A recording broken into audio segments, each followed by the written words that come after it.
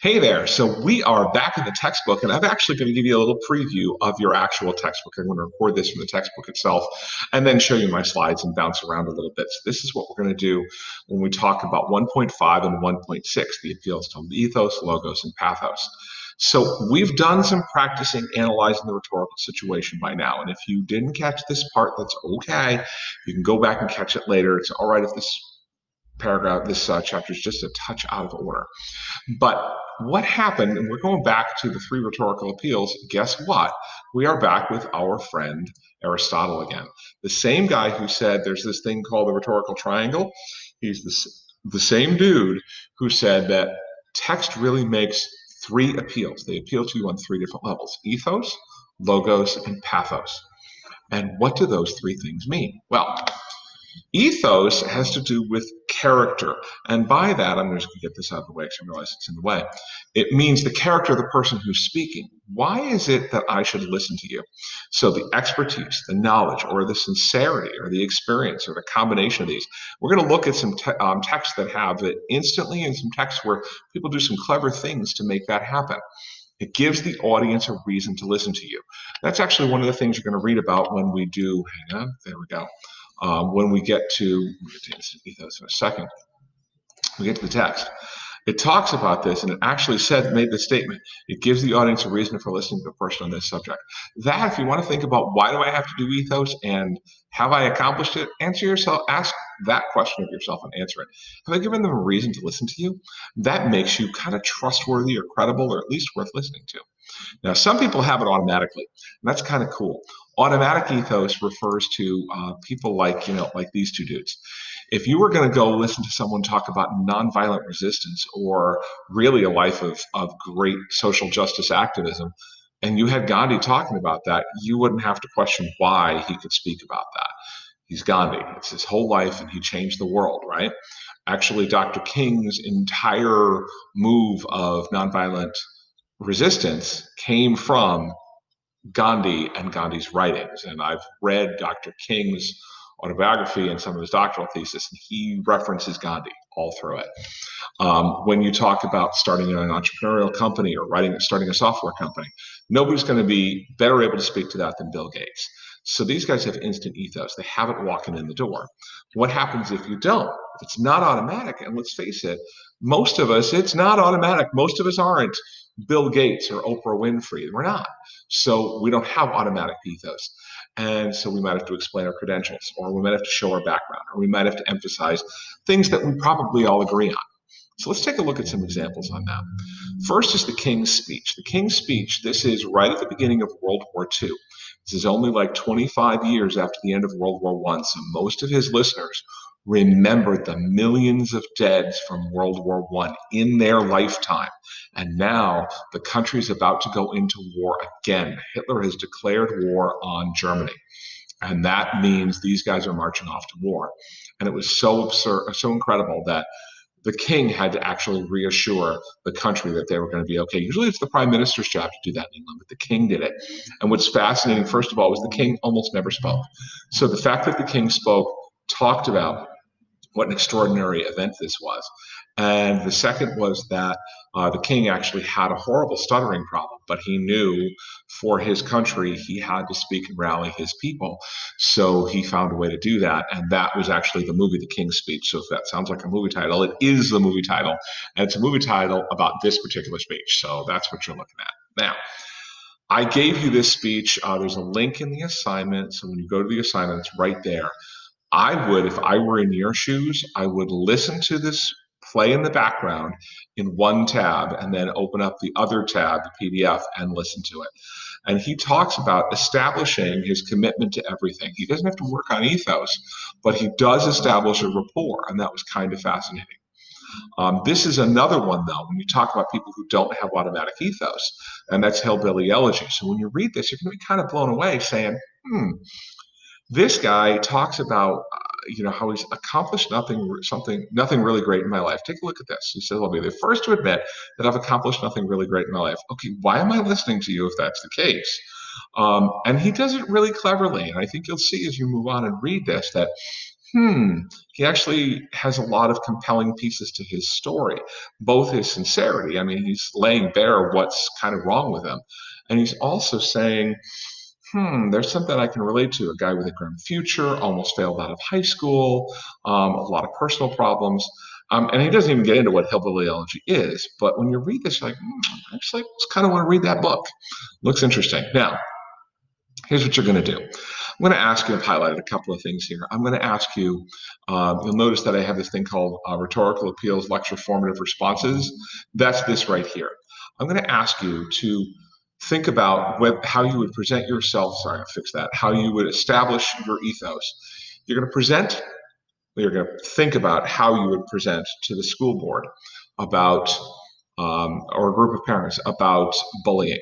And then you had to give the same presentation, but this time to middle school. So the first time is grown adults, and here you are, a high school teenager, having to do it to a room full of adults. How are you going to say, I'm worth listening to?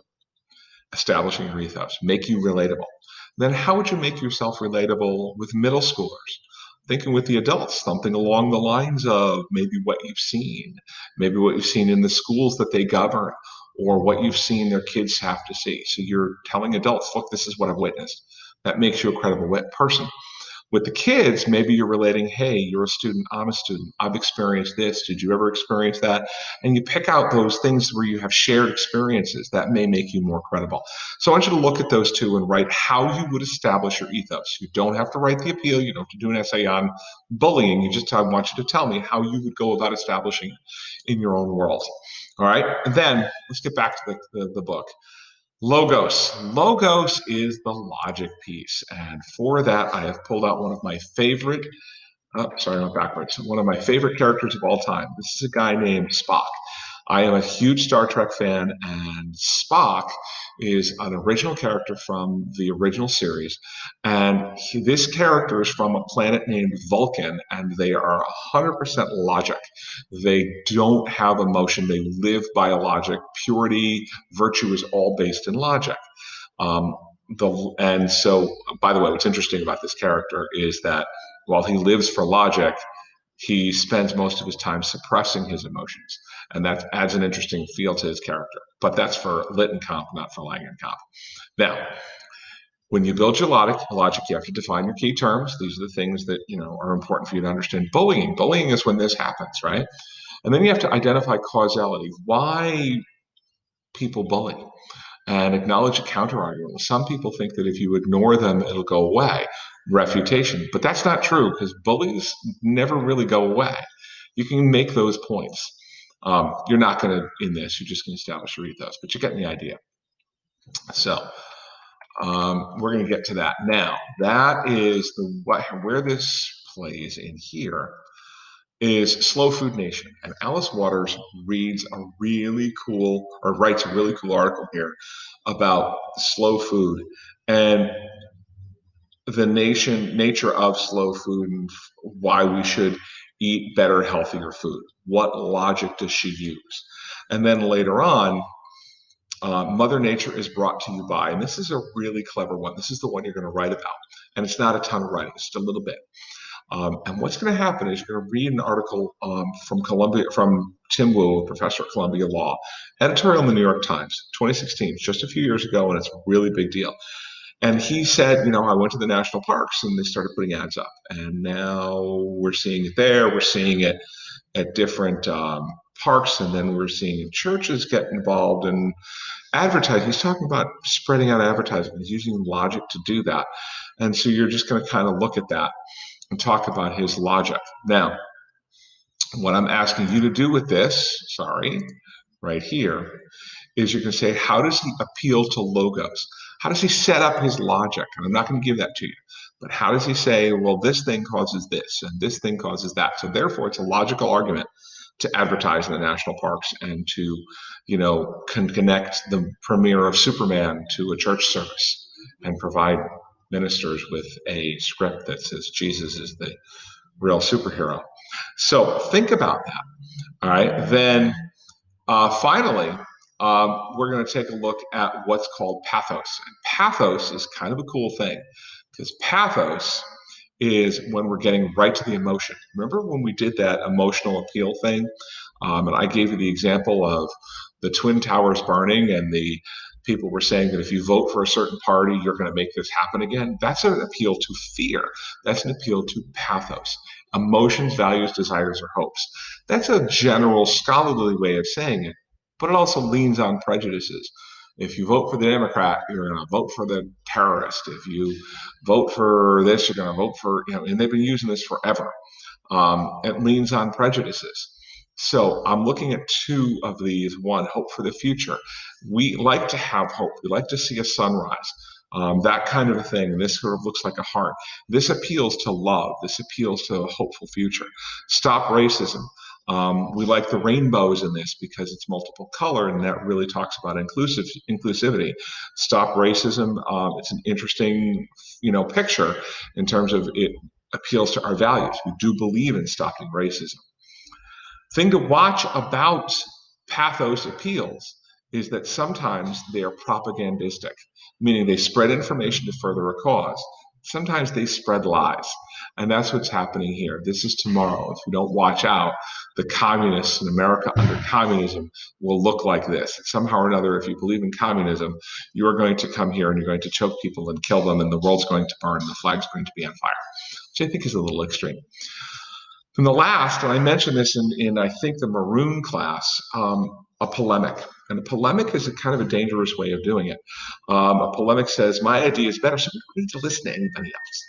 And it says there are two kinds of people in this world: people who agree with me and morons.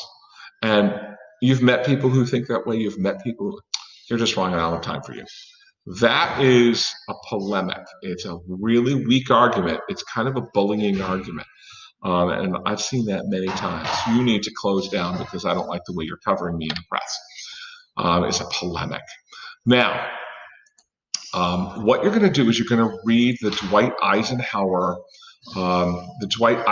speech. Now, this happened on the day that the D-Day landing was about to leave. And General Eisenhower, where is that? Let me get to that. Sorry, give me a second. I will get there. Oh yeah, Dwight Eisenhower. And when he talks about the Great Crusade, he is trying to inspire the soldiers at D-Day to go marching into the D-Day invasion. Some of them were going to be dropped 30 miles behind enemy lines and asked to take territory. Some of them were going to be asked to jump off of what are called PT boats or landing craft, and they're going to not PT boats, but landing craft, and these amphibs, and they were going to just run straight into machine gun fire and hope to live and take over a beachhead in Normandy. They were being asked to do extraordinary things, and this was the day before they left. And he read this, and this is really a pretty clear appeal to pathos, to get these guys fired up, emotionally invested in what's going on, willing to make a sacrifice, because tens of thousands of them did on that day. It was an extraordinarily high casualty rate. And how did he appeal to that? So what I'm asking you to do with your third one is how did he appeal to pathos? He appealed to pathos by saying things like blah, blah, blah, blah, blah. And that made the soldiers, or is meant to make the soldiers feel blah, blah, blah, blah, blah. That's what I'm looking for right here. So that's the third of these. That's 1.5. So I'm going to stop there, and I'm going to come back and do 1.6 in a little bit. But that's the 1.5 assignment, and that is the three particular appeals to rhetoric. Rhetorical appeals, rather. The three rhetorical appeals are ethos, show it up here, ethos, which is who you are, logos, how your logic works, and pathos, the emotional appeal. Let's learn how to do those three, write your responses, and turn it in when you're done. Thanks so much.